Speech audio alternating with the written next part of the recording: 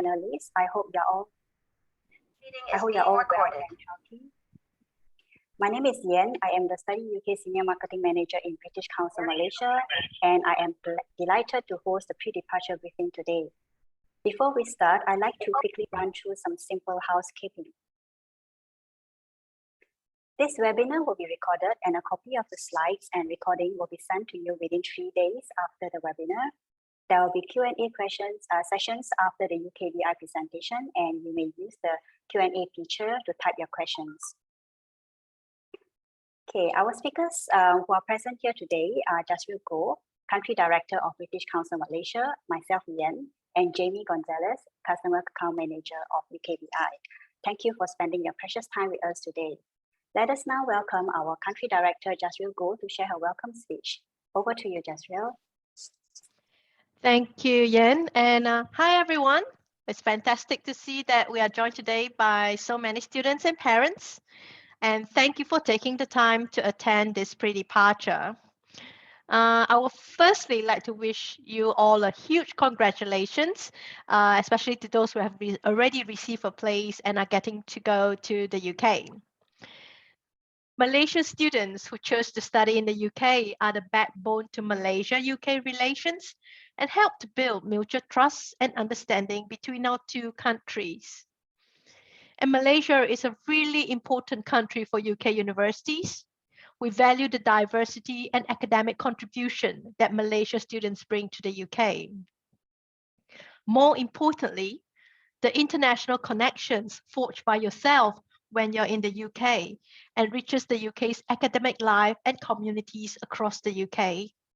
And really, it's all about building the long-term trust and understanding from all these people-to-people connections that you will take with you for a long time, even after leaving the UK. So this is an exciting time for all of you.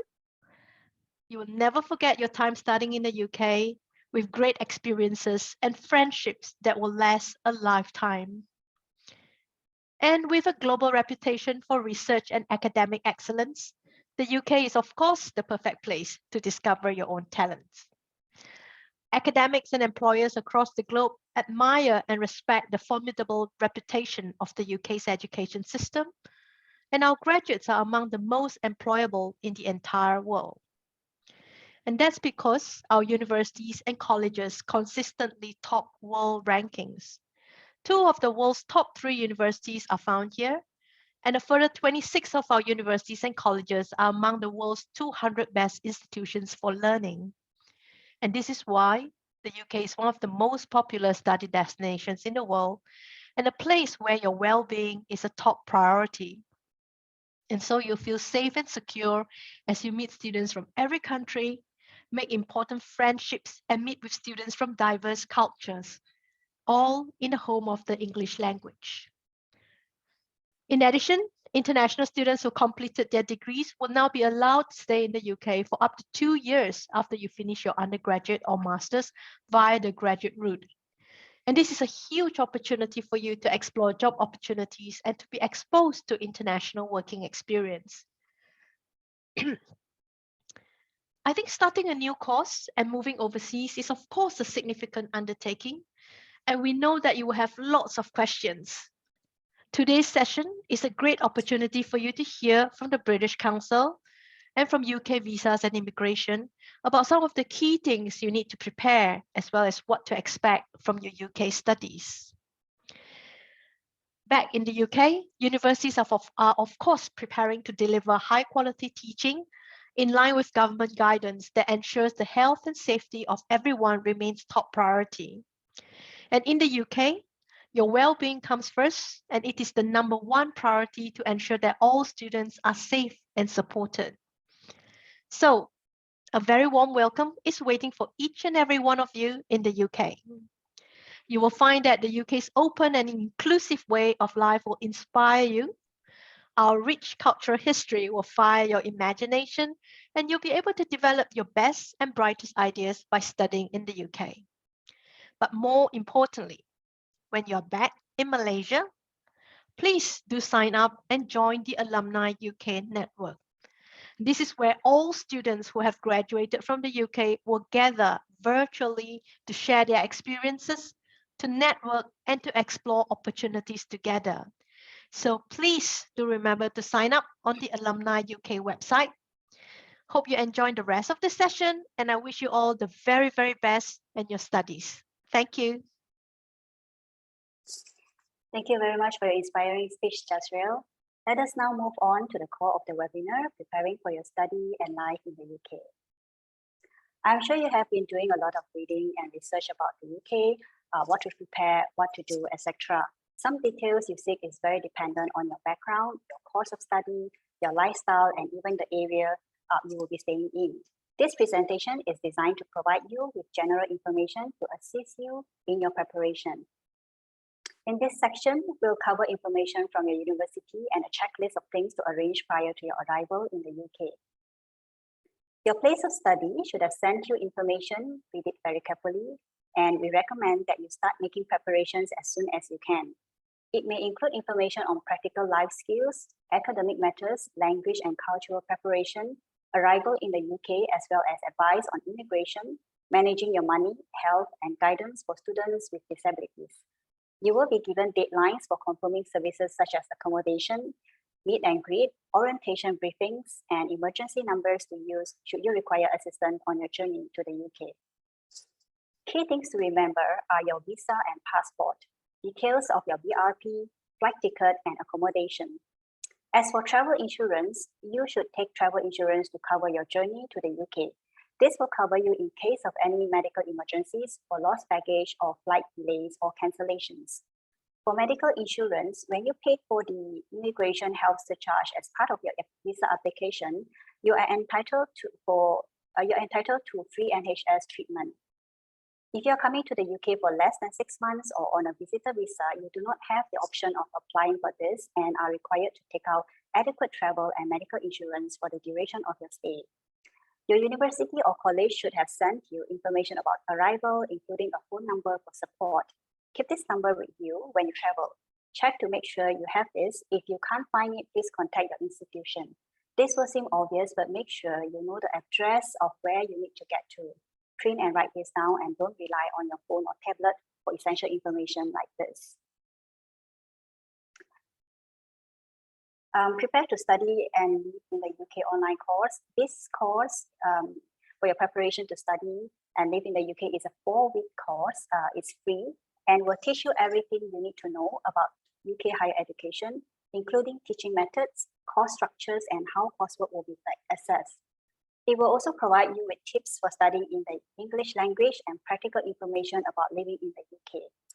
During the course, there will also be plenty of opportunities for you to interact with other like-minded individuals who are preparing for their UK education. This online course is provided twice a year. You can see the next available dates on the registration page, and once registered, students will receive a notification when the next course starts. You can actually see the link in the chat section.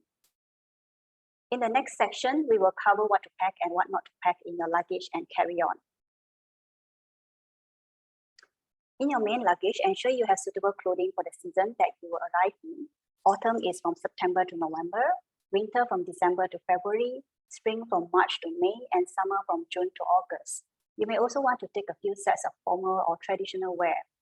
You may not want to buy winter coat before you arrive, as it will take up a lot of your space in your main luggage. There are plenty of reasonable options for purchasing warm clothing in the UK.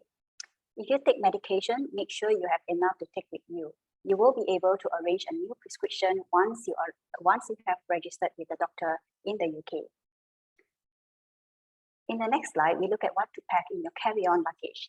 This would be the luggage you carry with you, so you should have a valid passport and visa, your travel ticket and departure details, the offer letter from your university or CAS, confirmation of your accommodation at least for your first night in the UK, confirmation of your medical insurance, copies of your bank draft, information about your bank account, contact details of your university, information about your airport or train station pickup if required, UK money to cover your immediate needs.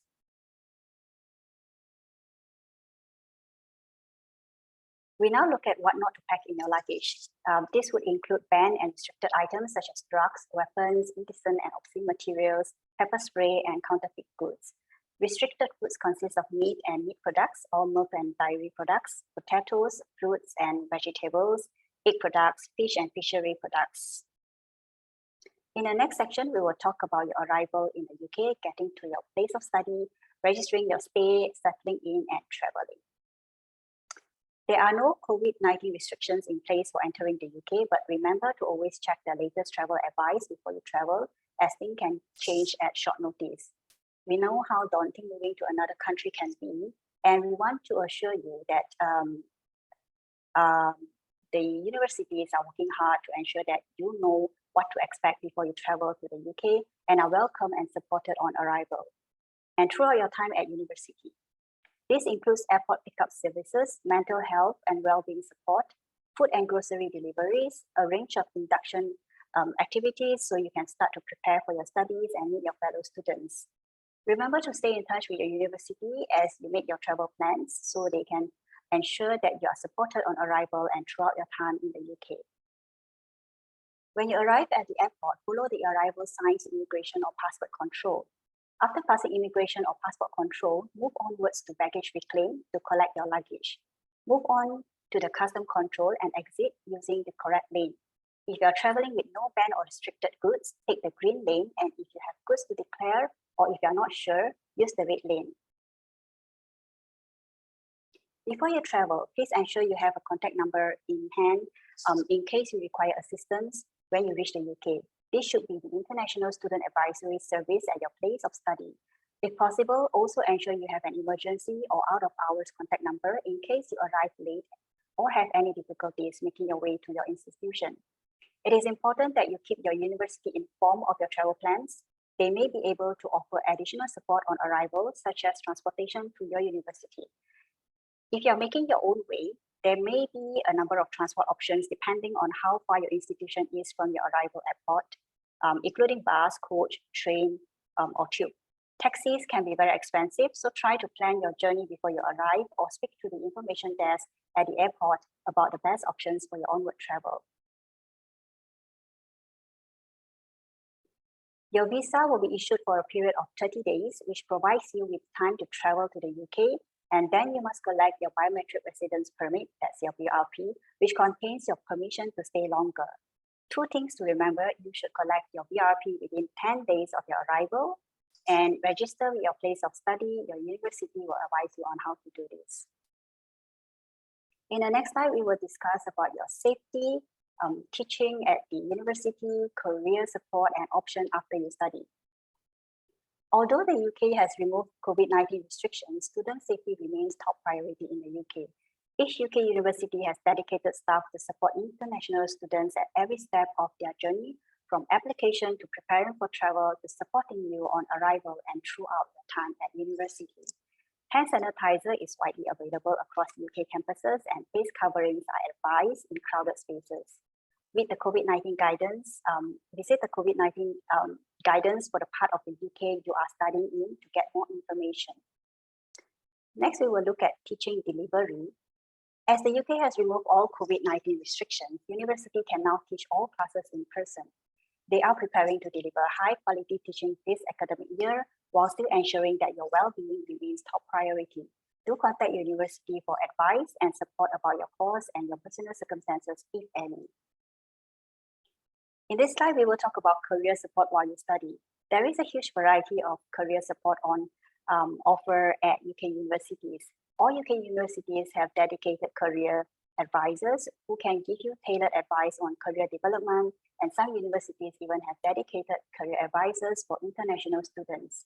All UK universities host job and career fairs to help you connect with prospective employers, both in the UK and around the world.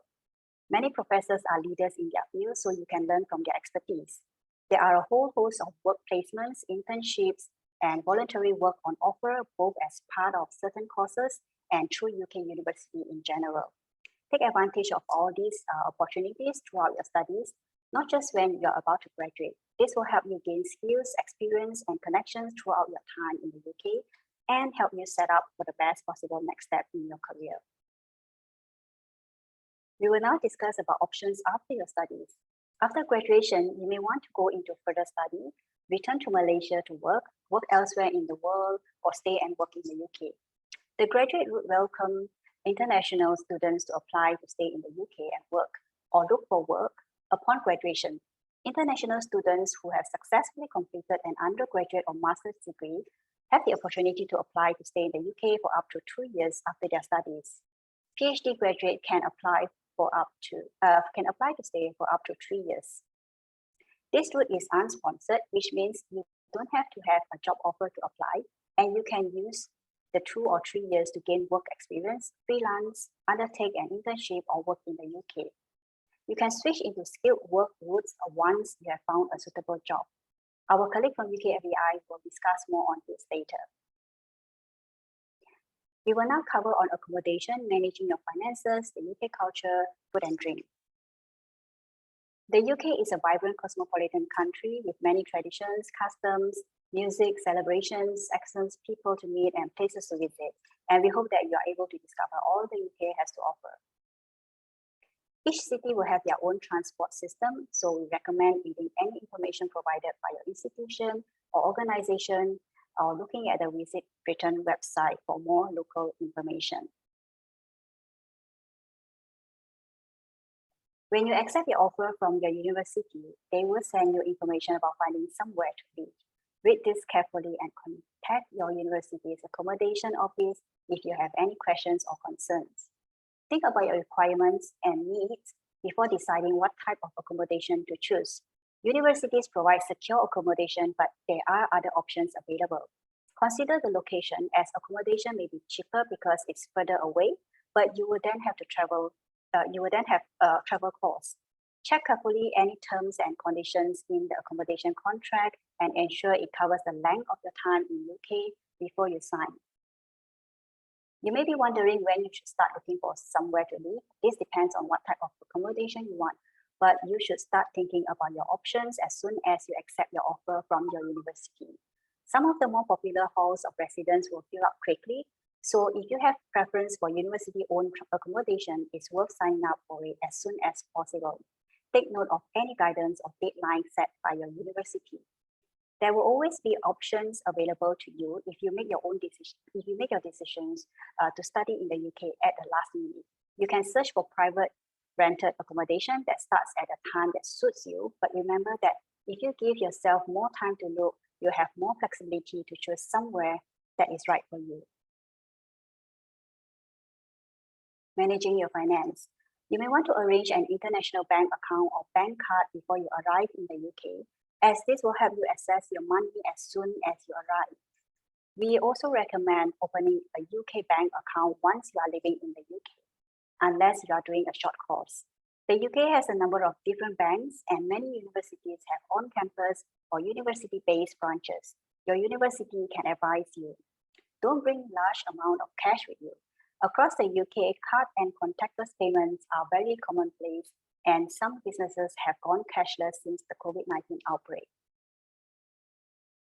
Your living costs will vary according to your type of accommodation, how much you travel, and where in the UK you study. It is important that you have a realistic idea of what your living costs will be before you arrive in the UK. Studying in the UK is good value for money, and average living costs here are lower than in both the USA and Australia. Again, the cost of living varies according to where in the UK you decide to study. You can expect to pay between £800 and £1,300 a month to cover your rent, bills, food, and other living costs. This will differ depending on where you live and study in the UK, with London and other major cities being more expensive. There are a lot of discount and voucher websites which promote current deals for shops, restaurants, and activities. You can register on these websites to receive regular emails with updated offers or download the apps. Some examples are Coupon, Living Social, a vouchercodes.co.uk, Voucher Cloud. There are others, and you can search online for them. Next, we will talk about culture and leisure. There are many clubs and societies that you can join, and many UK universities have on-campus sports facilities. Some UK universities have their own cinemas on campus, offering you the chance to watch the best films at discounted price. Off-campus activities, you should definitely explore off-campus activities while you are in the UK. The UK is packed with museums, theatres, and other cultural attractions just waiting to be discovered. Some of the world's largest music venues and events are in the UK, the O2 Arena in London, and the world-famous Glastonbury Festival. There is also a cinema in almost every town and city with films from around the world. You can find all kinds of international food and cuisine in the UK with a large array of different restaurants, takeaways, and food halls. The pandemic has definitely changed our habit of getting our items and meals online, so we have listed here some of the local supermarkets and restaurants that offer online delivery services. We will now talk about your well-being, getting help and advice, NHS services, your safety, and the UK law. Universities have students' well-being at their heart and provide holistic support for each student. So don't be afraid to be open and ask for help and support if you're experiencing stress, which is affecting your well-being or your studies. First, there are plenty of places you can reach out to for support at your university. Most universities have a student welfare service, so reach out to them in the first instance if you're experiencing any difficulties. Many universities have security staff which carry on overnight responsibility for coordinating urgent responses to crisis situations. If you have any worries about your academic work, contact your personal tutor or a trusted lecturer. Your international office can advise on specific things related to your studies in the UK. They will be especially helpful with all the things you need to know to move to the UK, so please don't hesitate to reach out to them for support. You may be assigned an accommodation officer if you are in university-owned accommodation. Contact them for any concern related to your living situation. Informal support is available at the Students' Union, an organization run by students which represents their best interests on campus. We have listed a few websites with useful resources here, so you may reach out to them whenever you need to. The NHS, the UK's National Health Service, provides subsidized treatment and healthcare to international students. As part of your visa application, you will pay an immigration health surcharge that allows you to access medical care offered at no upfront cost by the NHS, including consulting a GP on any physical or mental health issue, accident and emergency services, diagnosis of sexually transmitted disease, and getting a COVID-19 vaccination. However, some part of the NHS are chargeable, and this includes medicines prescribed by a doctor, eye tests and eye care, dental care, and vaccinations. When registering with a doctor or GP, please take your passport, student identification, proof of address, and a photograph with you. After a short time, you will receive an NHS card by post at your home address, which you can keep with you in case of any queries when attending medical appointments.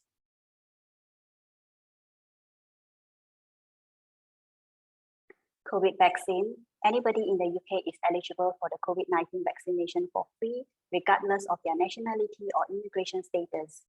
International students should register with a local GP and get an NHS number. An NHS number can be found on any letter the NHS has sent you, on a prescription, or by logging into a GP practice online service. You can also find your NHS number using an online tool.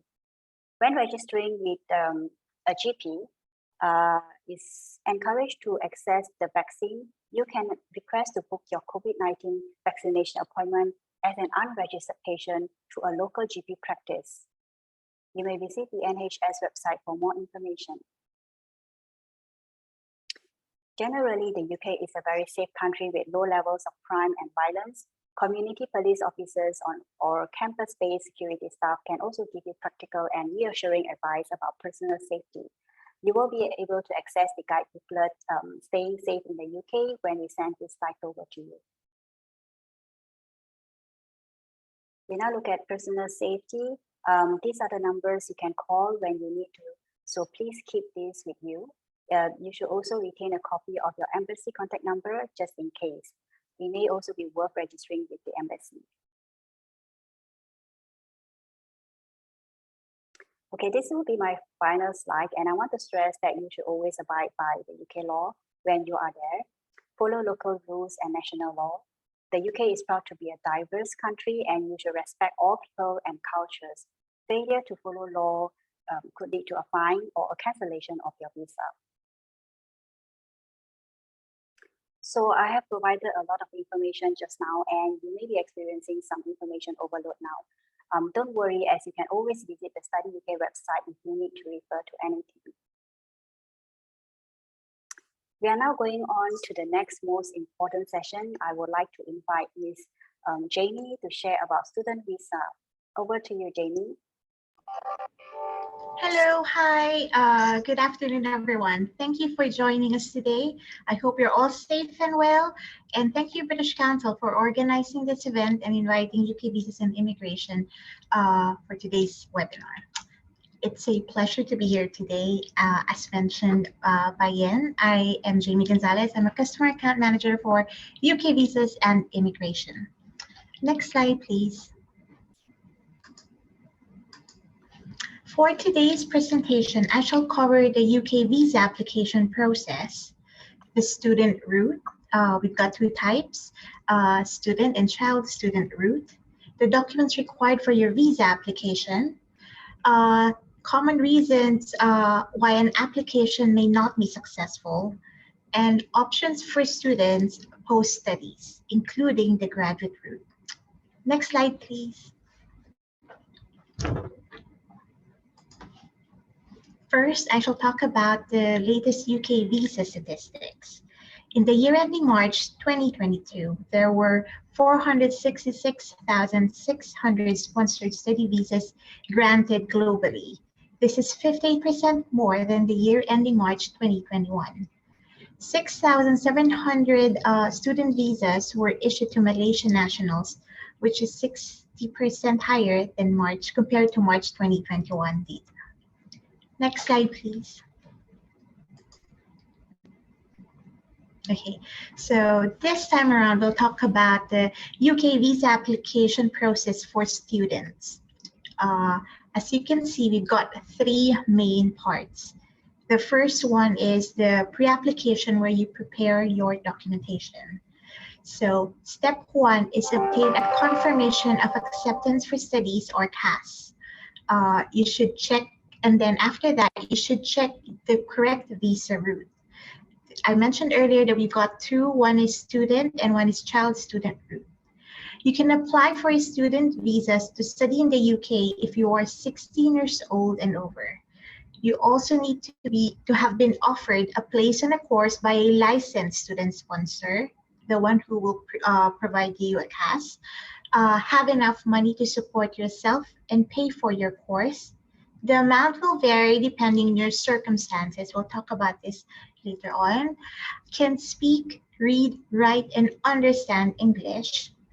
Have consent from your parents if you're 16 or 17 years old. You'll need evidence of this when you apply for your student visa. And if you are under 18 years old and you wish to study at an independent school, you may be eligible for a child student visa. Next would be preparing the evidence or the documents you need. In general, you would need a valid passport and a CAS. And then you would also need to provide that you have enough money to support yourself and pay for the course.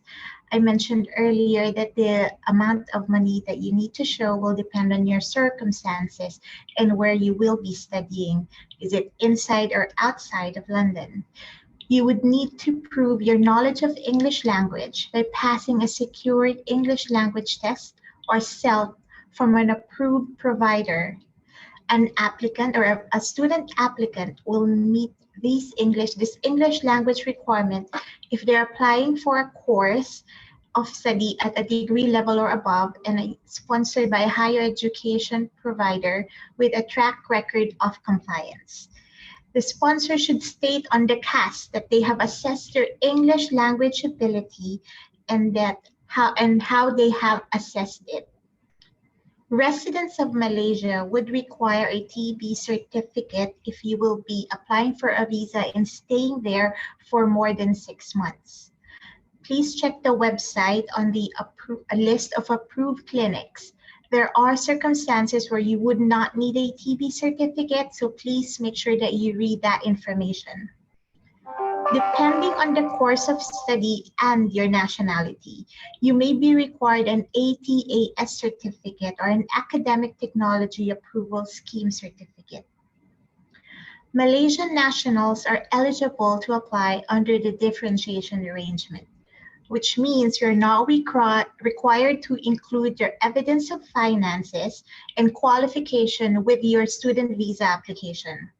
However, UKVI can request for the evidence while your application is being considered, so please ensure that these requirements are met. If a document is not in English or Welsh, the applicant must provide a fully certified translation of these documents. We now move on to part 2, which is the online application process. Apply for your student visa via the gov.uk website and answer the questions relevant to the visa you're applying for. On the gov.uk website, if you go to the student guidance, there is already a link on on the online visa application. You should pay for your visa fee, and international students who will be in the UK for more than 6 months are required to pay for the health surcharge fee, which is £470 per year. Once you've paid the relevant fees, you'll be given a relevant number that would start with a GWF. Please make note of this number, as you will need this to make, should you make an amendment on your visa application or appointment. After finishing the online application on the gov.uk website, you will be redirected to our commercial partner website for you to book an appointment at the VAC and provide your biometrics information. That would be fingerprints and photographs where it will be captured. On the same portal, you will also need to upload your supporting documents. If you do not have a scanner available, or you would like some help with this, you can avail of the service at the VAC. The information on the required like size of paper of the documents will also be on the website. This optional service is the document scanning assistance. As mentioned earlier, this is an optional service, and this will incur a fee should you wish to use it. You will also have the opportunity to select other optional services from our commercial partner website, which is VFS, which are designed to make your application process faster, easier, and more relaxed. We move on now to part 3 of the visa application process, which is attending the VAC. On the day of the appointment, please bring your passport, confirmation of appointment, and print out of the checklist. Please check the VAC website for the full information, as this may change as well, so maybe additional information or additional documents will need to be included. At the VAC, you will then submit your passport, additional documents if you want them to scan it, and your biometric information, which is your fingerprints and your photo. You may also choose to ask a commercial partner to scan and upload your documents, as mentioned earlier. And if you wish to do so, please follow the instructions provided on the website. You will usually get a decision on your visa within 3 weeks from when you attended your appointment to provide your fingerprints and photograph at the Visa Application Center. I've noticed that this has been a question on the Q&A box, so I just want to reiterate that it takes 3 weeks for the visa application to be processed, and it starts from the day you provided your biometrics. Next slide, please.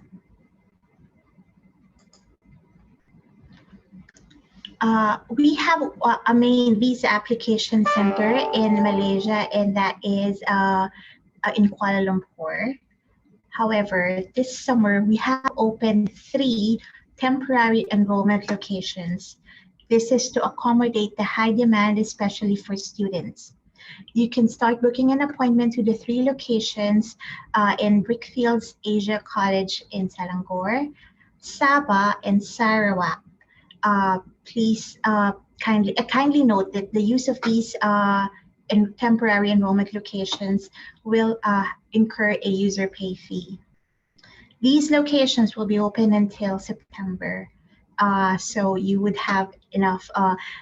There will be enough appointments for students should they wish to submit an application now, especially that you already have. Some of you may already have your CASs, so please be aware that we have 4 locations for you to submit your UK visa application. Next slide, please. Processing time for student visa application. We have a standard service, which is 15 working days or within 3 weeks. However, if you wish a quicker processing time, from the 12th of August, UKVI has resumed their priority visa service for new student visa applications. August is a peak period for students and for student visa application, so you should apply for your visa as early as possible and have your documents ready. Standard student visa applications are taking an average of 3 weeks to process globally. However, if an application needs further checks or further documents are required, it may take longer. So please take note of any email that will be coming from UKVI, especially if additional information will be required from you. The email address that we'll be using is the email address that you provided on the online application form. Next slide, please. Moving on to the 2 student visa routes or types. The first one would be the student route. First, I'll give you an overview. So the student route improves on the previous Tier 4 visa, making it simpler, more streamlined, and creating clearer pathways for students and ensuring the UK remains competitive in the changing global education market. We continue to welcome international students. We place no limit on their numbers, and we remain committed to increasing the number of international higher education students in the UK as set out in the government's international education strategy. To apply for a student visa, you would need to be at least 16 years old and have been offered a place on a course by a licensed education institution. If you are under 18 years old and you wish to study at an independent school, you might be eligible for a child student visa. The link you will see on the screen is the list of education provider that is registered by UKVI. So please make sure that you check that link as well. Next slide, please. Focusing on the student visa, this time we'll talk about the eligibility. I mentioned earlier that you can apply for a student visa to study in the UK if you're 16 years old and over and you have been offered a place in a course by a licensed student sponsor. To prove this, your education provider will send you a reference number called a Confirmation of Acceptance of Studies or CAS. You need this information when you complete your online visa application. You also need to have enough money to support yourself and pay for the course. The amount will vary depending on your circumstances. You would need to show that you have enough money to pay for your course for 1 academic year and living expenses for up to 9 months. Your course fee will be on your CAS. You will also need to show that you have enough money to support yourself, which will depend on where you will be studying. It's £1,334 per month for up to 9 months if you are studying in London, and £1,023 per month for up to 9 months if you will be studying outside of London. You also need to prove that you can speak, read, write, and understand English. You'll need to prove your knowledge of English by passing a secured English language test, or SLET, S-L-E-T, and submitting it with your visa application. You can only take a SLET from an approved service provider. If you are studying at degree level or above, your higher education provider can assess the level of English themselves. They would need to indicate it on the CAS as proof that you have met this requirement and how they made this assessment. If you are under 18 years old, you need to have a consent letter from your parents, and you need to submit it with your visa application. That the consent letter should state that they're allowing you to study in the UK. Next slide, please. The differentiation arrangement, or previously called Appendix H. Under ST 22.1 of the immigration rules, nationals of the countries listed on the screen qualify for a differential agreements. So what does that mean for you? If your nationality is on the list on the screen, you're not required to include the evidence of finances and qualifications with your visa application. However, I would like to stress that UKVI can request for these documents or for the evidence while your application is being considered. So please ensure that these requirements are met and are available. As you can see, Malaysia is on the list. However, I understand that some of the participants may not all be Malaysian. So, but specifically for Malaysia, Malaysian nationals applying for student visa fall under the differentiation arrangement. Next slide, please. This time around, we'll talk about the supporting documents. So, in general, you would need a valid passport and a confirmation of acceptance of studies, or CAS. You also need a International Health Surcharge reference number. So it's IHS stands for Immigration Health Surcharge. This allows you to have access to the National Health Service in the UK.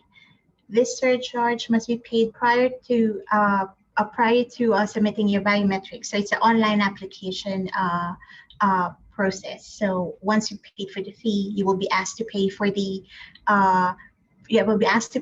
fee before you move on to the appointment for biometrics. The fee is, I think, 470 per year. And you will have to pay for the duration of your course. Parental consent, these will be required for students under 18 years old. Proof of relationship in the form, this could be in the form of birth certificate or family register. If the parents will be supporting the applicant's study expenses in the UK, or if the applicant is a minor. So this is a requirement as well. Proof of relationship will also be mentioned later on. So please make sure that you take note of this. Care arrangements. These are for child student visa applicants who are not traveling with their parents or guardian. Evidence of funds. You must have enough money to pay for your course and support yourself in the UK. I mentioned previously that the amount of money you would need would depend on your circumstances and what you're applying for. You must have this money for at least 28 consecutive days. At the end of the 28-day period, the end of the 28-day period must be within 31 days of the date you apply for your visa.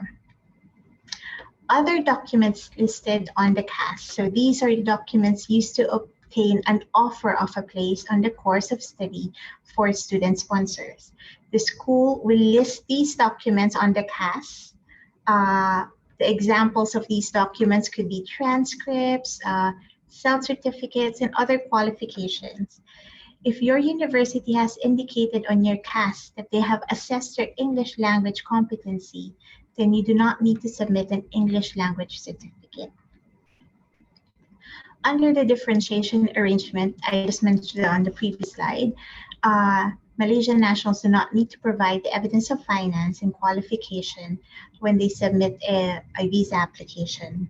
Kindly note though that these may be requested while your application is being assessed, so please make sure that these requirements are met and are ready should we ask for them. ATAS stands for Academic Technology Approval Scheme. It is a certificate that must be issued to students intending to study or research in certain subjects. Also, your sponsor should inform you as well. So the student sponsor will provide details if this is a requirement for your course and for your UK visa application. TB certificate. Applicants from Malaysia must provide a valid medical certificate confirming that they have undergone screening for active pulmonary tuberculosis and that this tuberculosis is not present in them if they intend to stay in the UK for more than 6 months.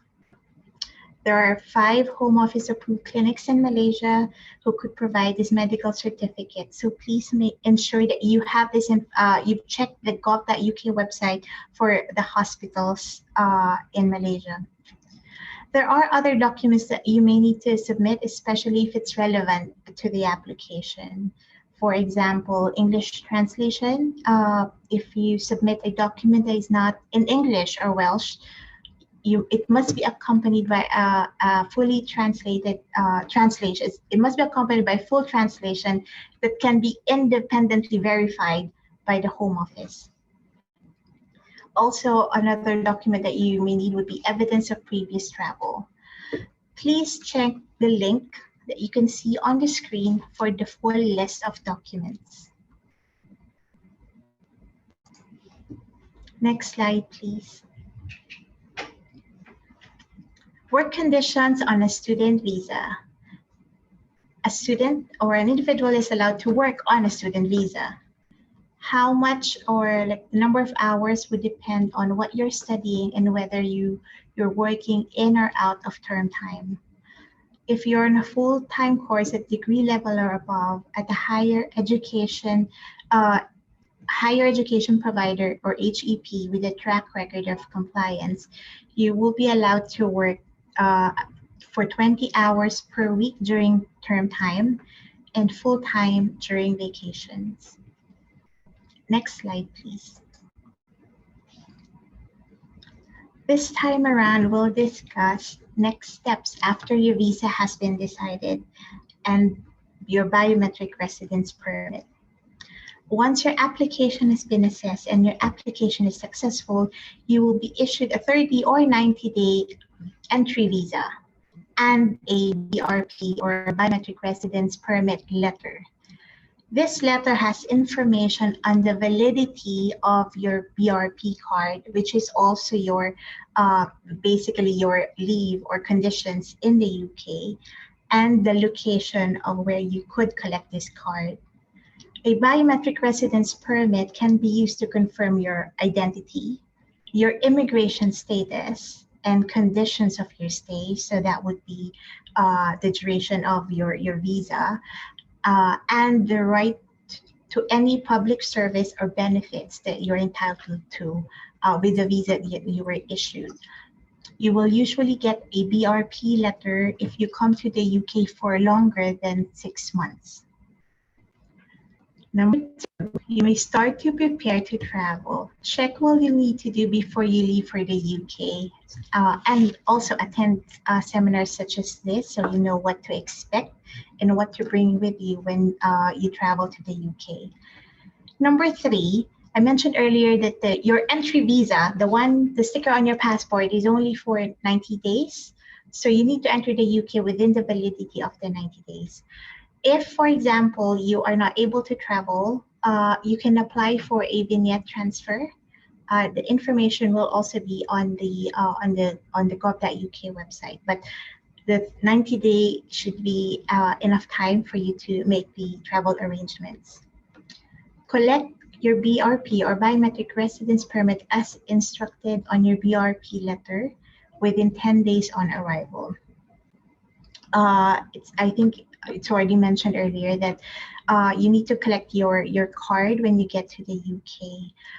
This card will have the full information of your status in the UK and your conditions of stay. So it's important you have it with you or collect it from wherever you. I guess you will on your application you will be asked where you would want to collect it. So make sure that you collect it within 10 days of your arrival.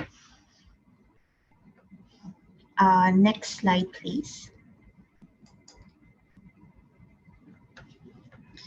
Common reasons for refusal. So this time, let's talk about the common reasons why an application or a student visa application may not be successful. So the first one is not including the correct supporting documents or submitting documents without translation. Number two, failing to disclose full travel or immigration history.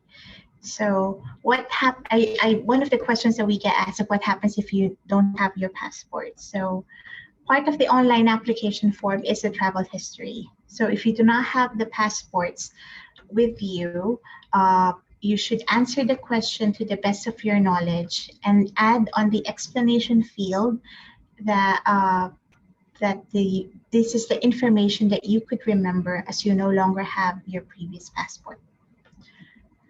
Number three, not providing evidence of the relationship between you and your parents, guardians, or sponsors, especially if the students are under 18 or if your bank account is under your parents' name. So if that is the case, you need to provide evidence of relationship.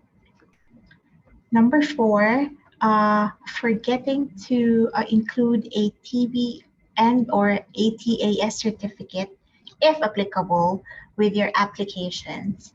Residents of Malaysia would need a TB certificate if they're applying for a long-term visa, such as students. Certain courses would require an ATAS certificate. ATAS certificate can take at least 20 working days to process. And if you apply between April and September, it can take longer or 30 working days. So please ensure that you apply for this as early as possible, as this will be included with your visa application. Next slide, please. The UK has a number of employment opportunities for university students or for students when they complete their studies. The new graduate route has opened for application July last year, allowing students to stay in the UK and to retain the brightest and the best international students to continue to contribute to society and economy after their studies. There are other options for students. There are to apply, or like visas to apply for after their studies. There are long-term work visas, short-term work visas, or you may start up a business in the UK. Majority of visa applications are given additional months after their course ends, so that would be an opportunity for you to apply for extensions or new visas if you're eligible. Also, I just want to let you know that, like I said, you have to make sure that you look at their website for the various options for you if you wish to stay in the UK to work. Next slide, please. The graduate route. I mentioned earlier that we want to ensure that the UK retains the brightest and the best students to continue to contribute to the UK post-study. The graduate route, which was launched last year, allows international students who have completed a degree to stay in the UK for 2 years, 3 years for PhD students, and work at any skill level, and to switch into skilled work routes if they find a suitable job. Only students with a valid student visa who are inside the UK at the time of application will be eligible for the graduate route. Students will not be able to make a valid application for the graduate route outside the UK, and those without a valid student visa will not be able to apply.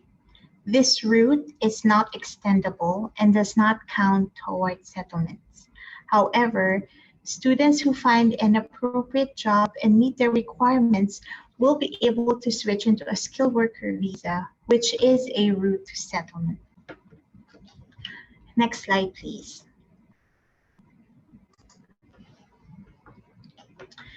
From Friday this year, 18th of March, all remaining COVID-related travel restrictions have been removed. So when you travel to England, you do not need to complete a UK passenger locator form before you travel.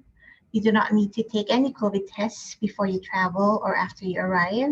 You do not need to quarantine when you arrive. And this applies whether you are vaccinated or not.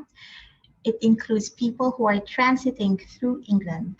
Other countries may have rules about what they need to do to leave their country to travel to England. So please make sure that you check the travel advice for the country that you're traveling from. Contact UKVI. Sorry, next slide, please. So contact UKVI. If you require information on an existing application, I saw there was a question about what happens if they want to inquire about their visa application. It's over 3 weeks already. You may contact us by phone or by email. Please visit the website that is on your screen for details on how to contact us or contact the UKVI International Contact Center. Please take note that this service will incur a fee. Next slide, please. Useful information or links. So these are the links that would be useful for students who are planning to apply for a visa. So the first one would be the student route, visa guidance, and child study visa route. So it's for full and up-to-date information on how to apply for a student visa and what to do when they arrive in the UK.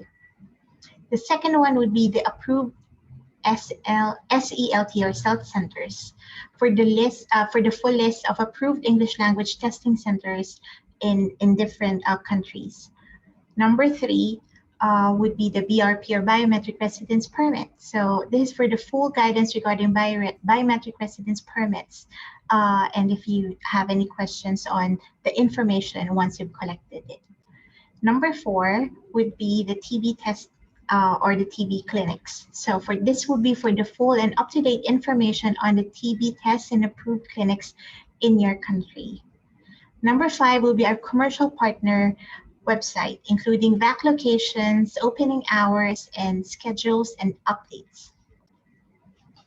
That would be the last slide for my presentation. Thank you, Jamie. No problem. We shall now go on to the questions, and I will actually read from the questions that were provided during the registration. Just give me a second to bring that up.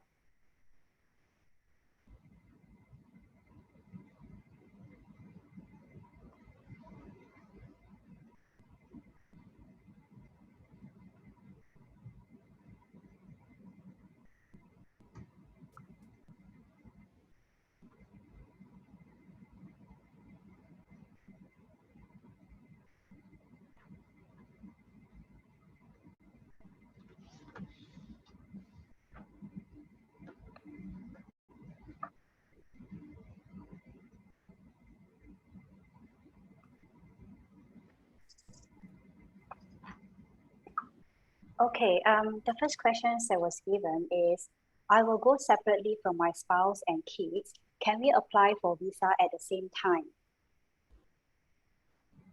Okay, so for it's really up to the student if they want to apply with their dependents. But like I said, I don't know if are they traveling at the same time or they just want to submit their visa application, but they're traveling on different dates. If they are traveling on different dates, they have to make clear on their application form their travel plans, because I mentioned earlier that the visa is only for 90 days, and if they're traveling, for example, 3 months apart, and the 90-day visa is no longer valid, they'll have to apply for a vignette transfer near the date of travel somewhere in the future. So just take note of that.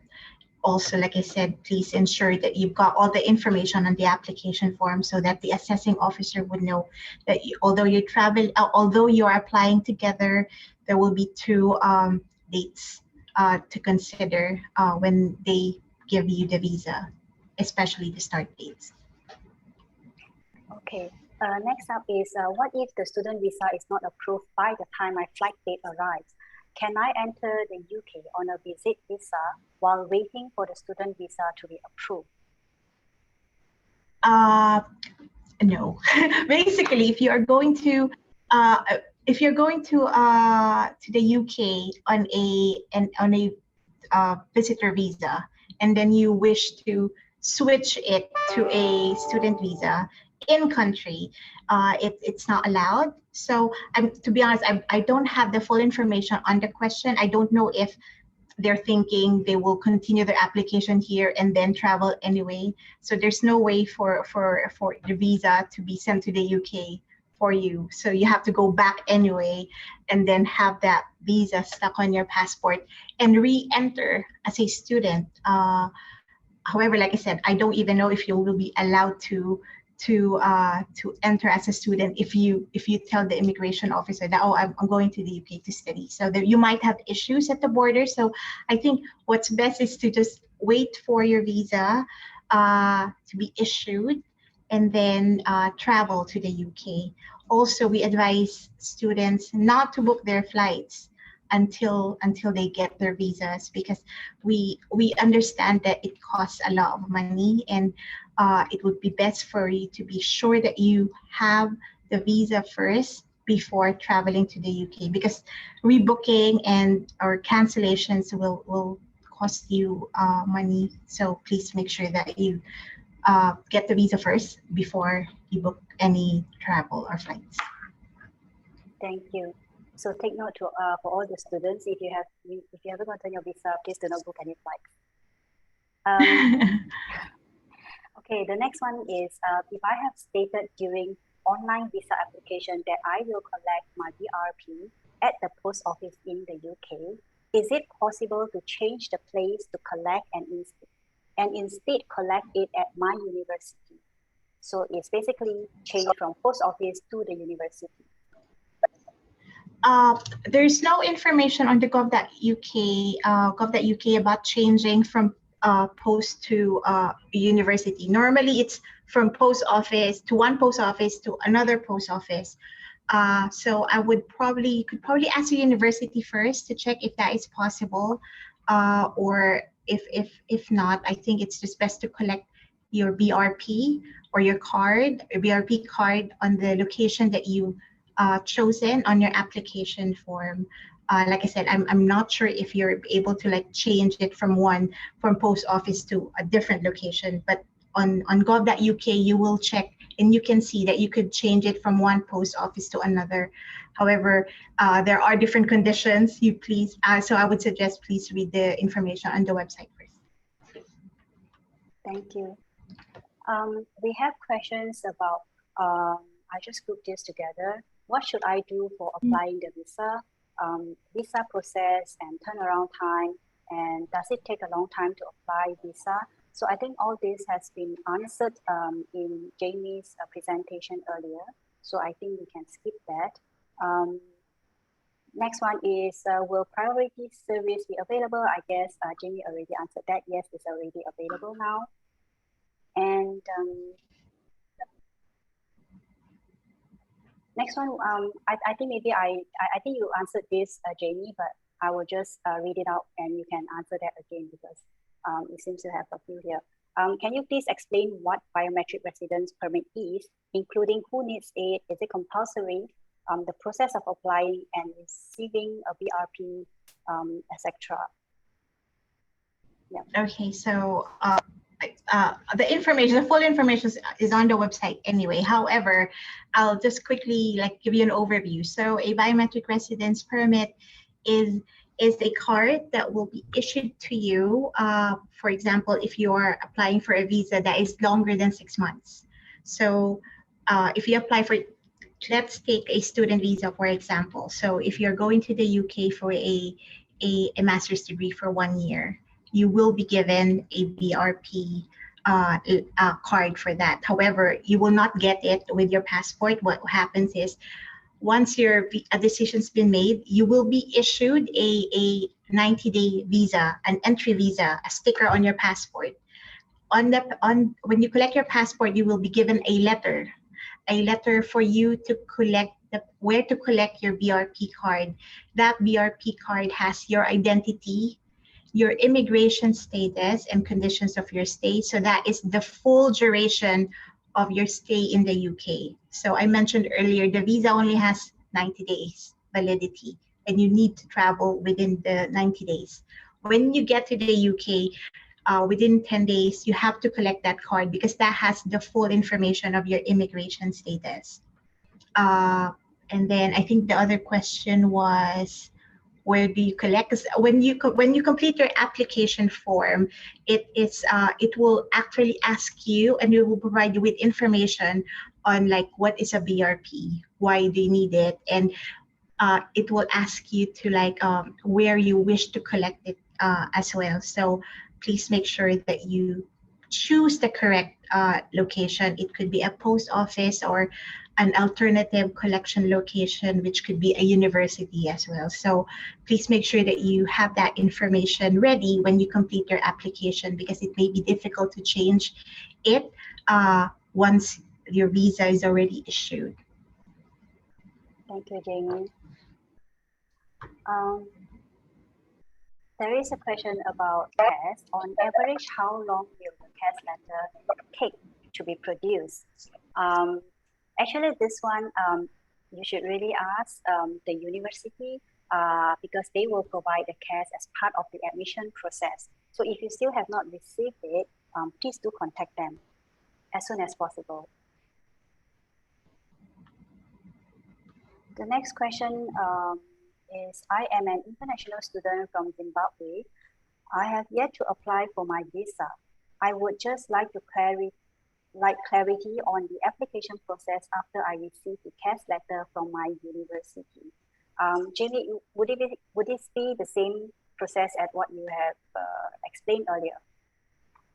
For all okay, so I'm sorry. Can you repeat the question, please? Okay. He's an international student from Zimbabwe, so not a Malaysian. He or she has not applied yet, but would like clarity on the process after receiving the CAS letter. Would this be the same as all Malaysians? Not necessarily, because like I said, for Malaysian students, they can apply under the differentiation agreement, which means they do not need to provide financial documents and qualifications at the time of application.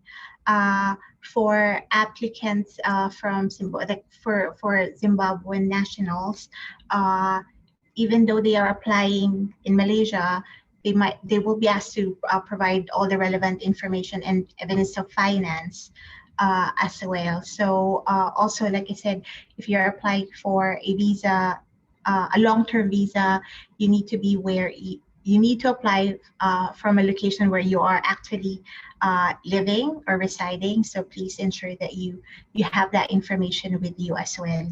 But for this individual, please check the website first and then read the information before you make the application, just to ensure that you've got all the documents and the information ready when you apply for your online application, and then also for a successful student visa application as well. Thank you. The next one is, what are some other important documents that students should bring beside the IC and passport, as well as boarding passes? So this one I've also provided info on this in my presentation earlier.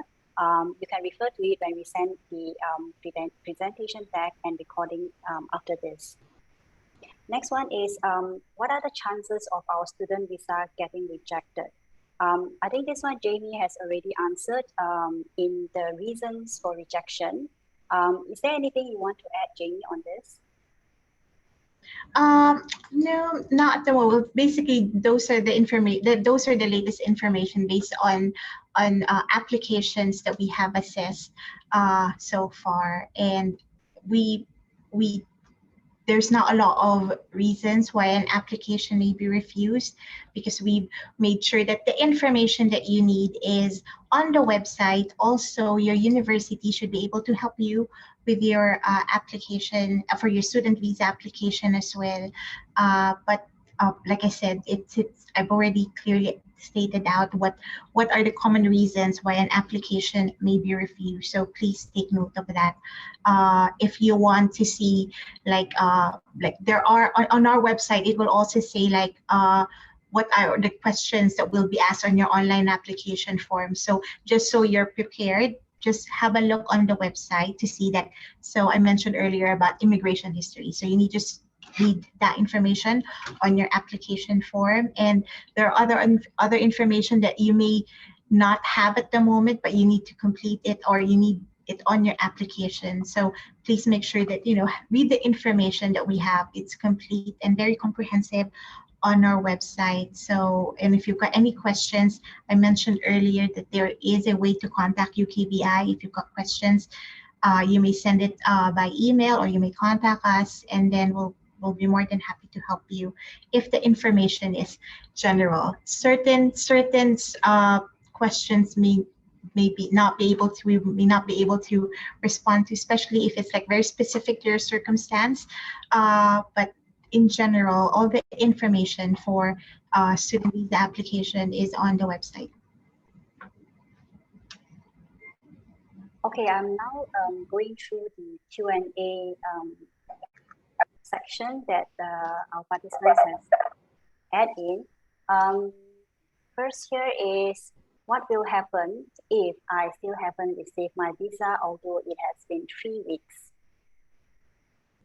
Okay, so as I mentioned earlier, the processing time for visas is for student visa is within 3 weeks. So if you have not received a decision, check your email. Perhaps you were requested to submit additional documents, or if you, for your peace of mind, you could also contact UKVI on the information that I provided earlier.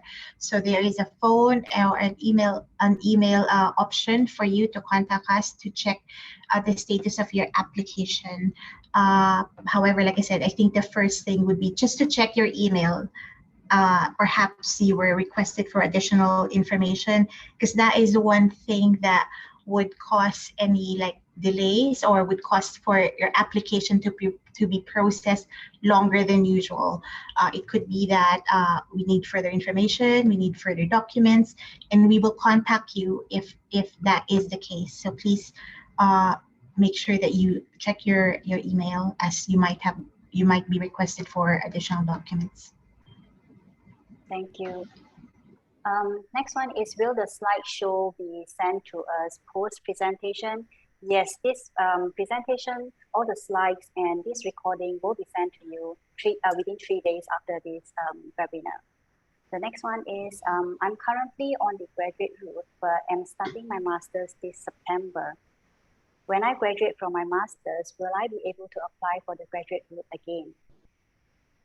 Okay, so again, as far as I'm aware, you can only be issued one graduate route visa.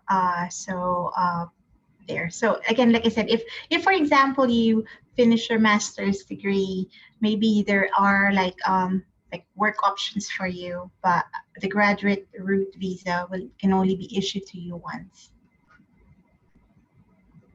Thank you, Jamie.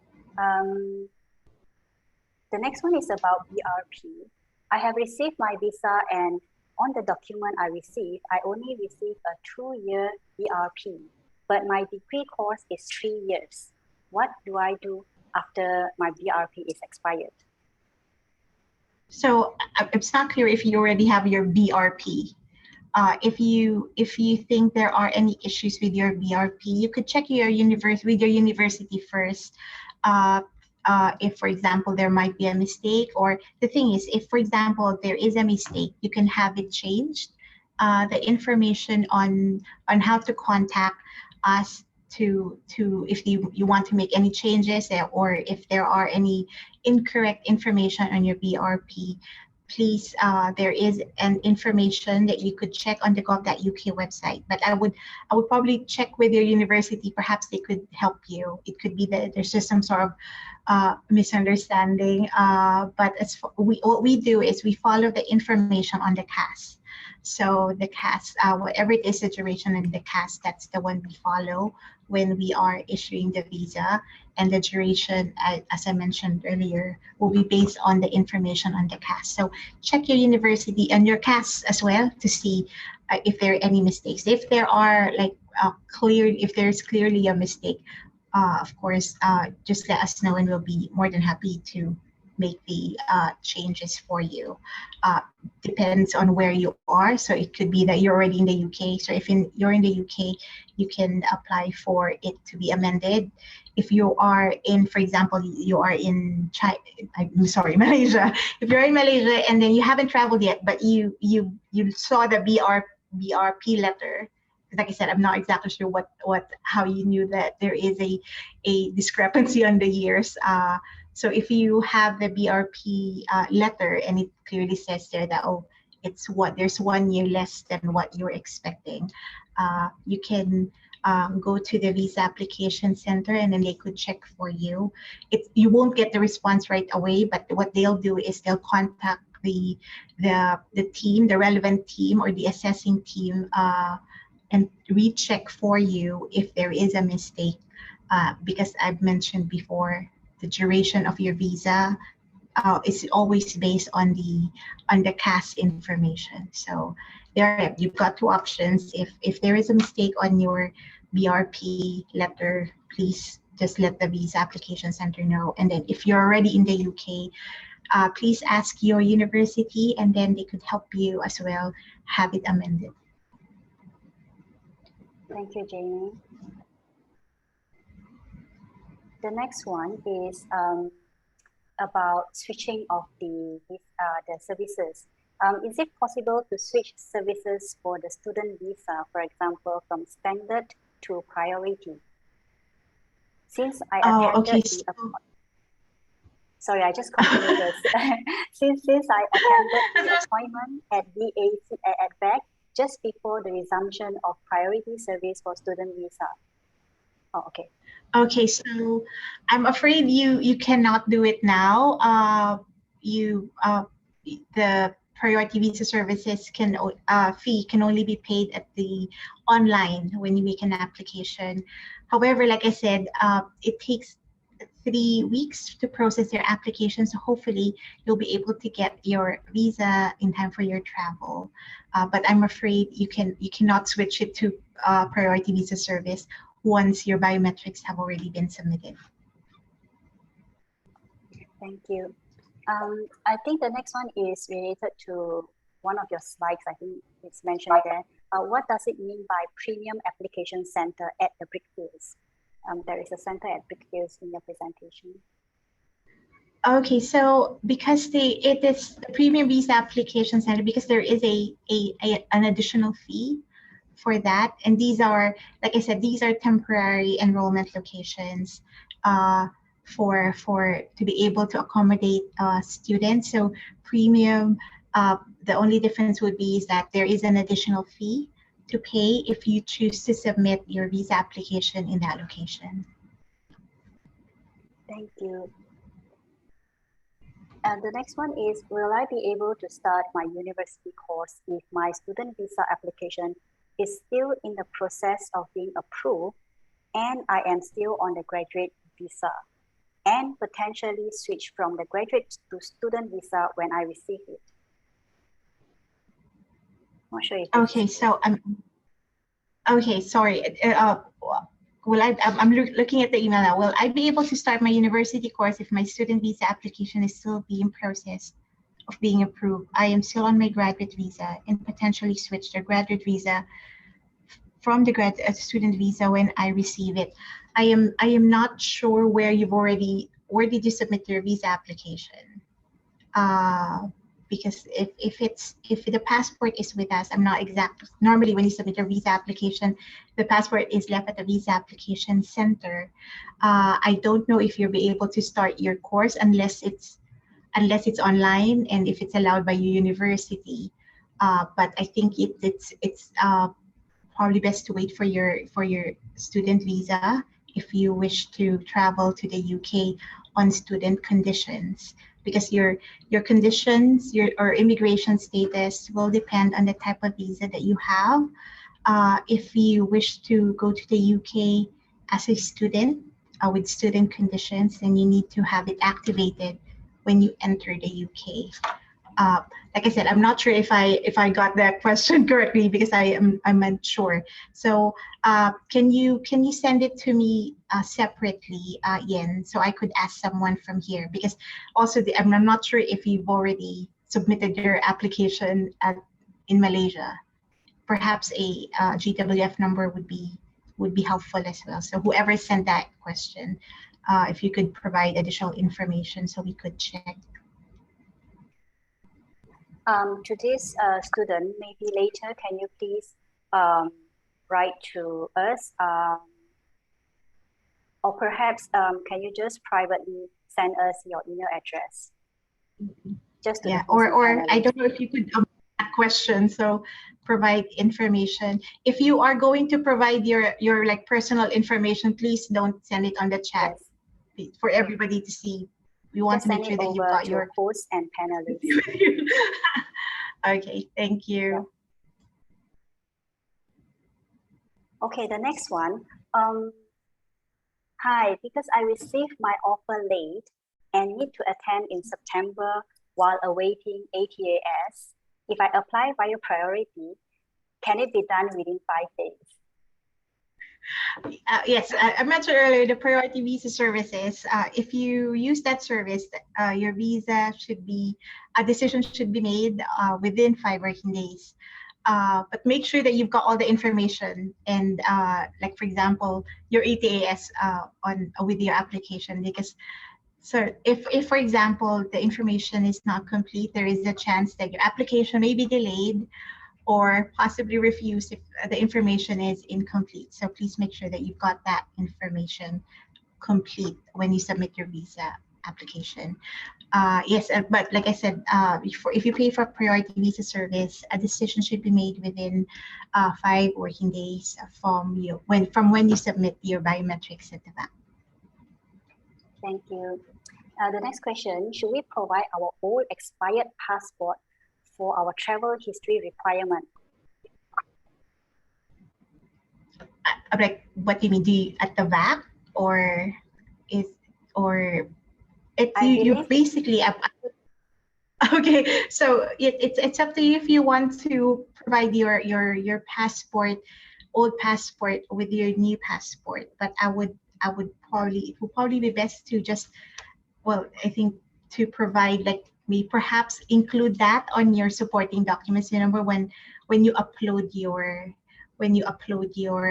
supporting documents onto the system, that maybe you could just copy that one. Like I said, it's up to you if you want to submit the old passport, but we just want to make sure that it's up to you if you wish to include that with your application. But I would probably, it's probably easier if you really want to provide information of your previous travel, such as copies of visa.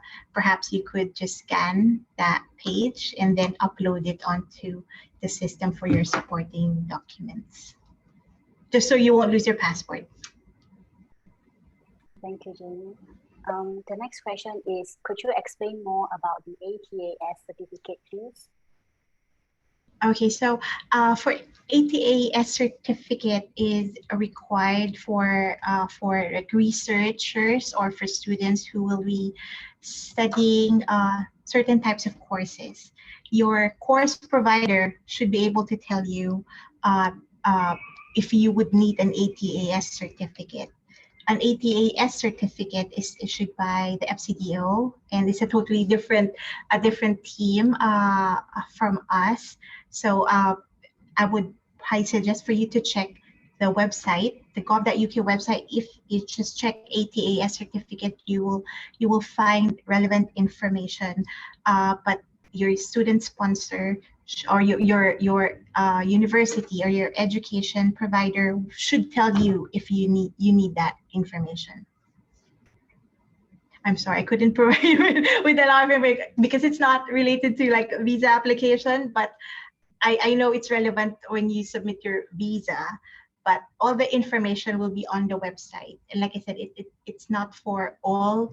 It's not for all students. It's only for certain nationalities and for certain courses. So ask your university if you would need it, but normally they would tell you right away because it takes, I mentioned 20 days or could be 30 days, 30 working days if you apply within from April to September. So check the website for the full information. Thank you, Jamie. There is one question about the vignette. I have received my entry vignette and there is one empty page before that. If I would like to travel to Singapore before going to the UK, can Singaporean immigration officer stamp on the empty page, or must she or he stamp on the next page after the vignette? To be honest, I'm not sure. I am not. Well, it will probably depend on the officer, the Singaporean immigration officer. As long as the vignette with the information on your on the 90-day vignette on your UK visa is clear, no stamps. I guess they could stamp on any other page, but to be honest, it's the Singaporean immigration decision as to where to put in the stamp.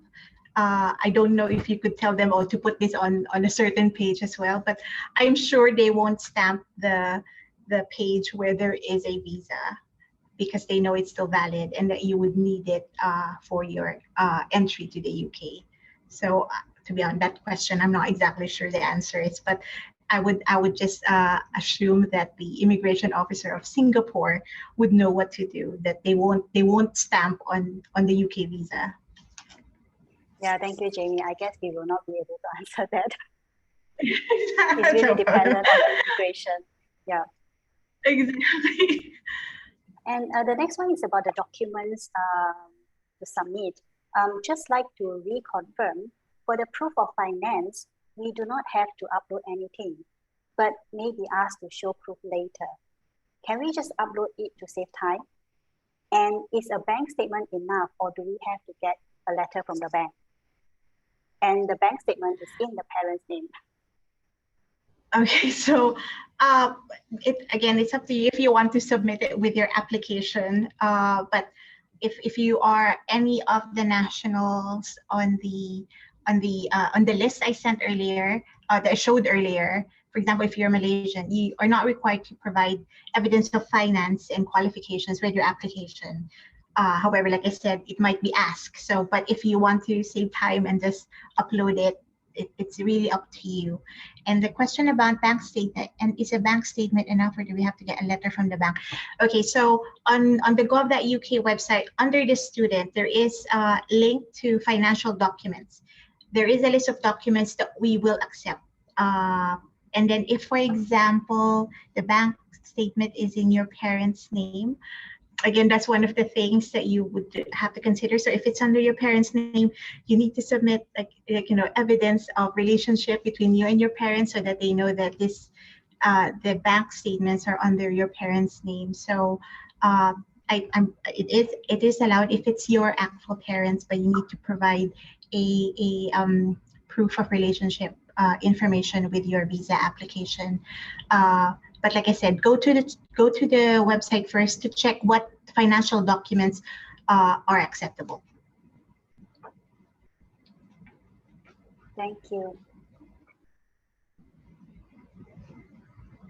I'm just mindful of the time. It's 5:30, but I will just maybe take one more question.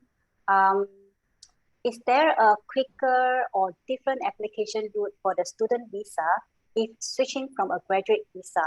Or do I need to go through the same application process? I am a Malaysian and I have lived in the UK for the past 2 years.